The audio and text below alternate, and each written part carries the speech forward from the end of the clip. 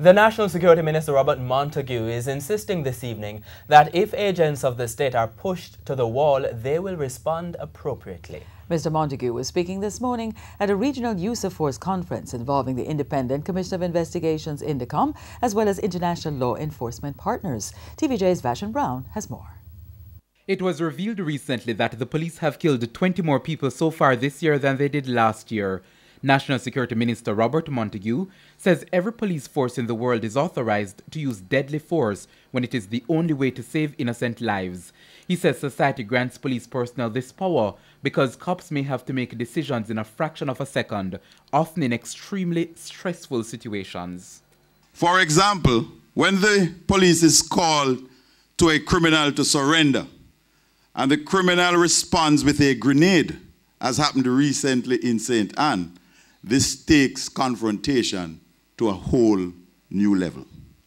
A delay could easily result in the death of the police officer, or of a hostage, or of an innocent bystander. Let us not fool ourselves. Law enforcement has to use the amount of force necessary to mitigate critical incidents. The security minister says Jamaicans must understand the environment the police operate in. At the same time, Mr. Montague points out that cops must understand that their job is to protect and reassure. Mr. Montague says his point is there is a need for balance. The use of force must accord with the principles of proportionality, and we must find a way to balance the use of force with the protection of human rights. The minister insists an holistic approach is what is needed. Because make no mistake, if the agents of the state are pushed to the wall, they will respond adequately and appropriately. That is why this conference is so important. It continues to create the balance between the demands of a lawful society and the elements of lawfulness. This workshop is reinforcing the need for respect of people's rights, including the police officer's right to life. Mr. Montague also points out that when the police gives a command or order, citizens must obey. We must consent, and then we complain. And that is why you have INDECOM.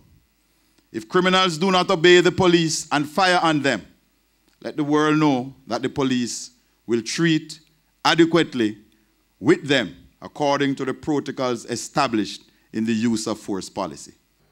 The minister's comments come despite the fact that at a recent press briefing, INDECOM's Assistant Commissioner Hamish Campbell had said fewer people could have been shot if the police followed their own use of force policy.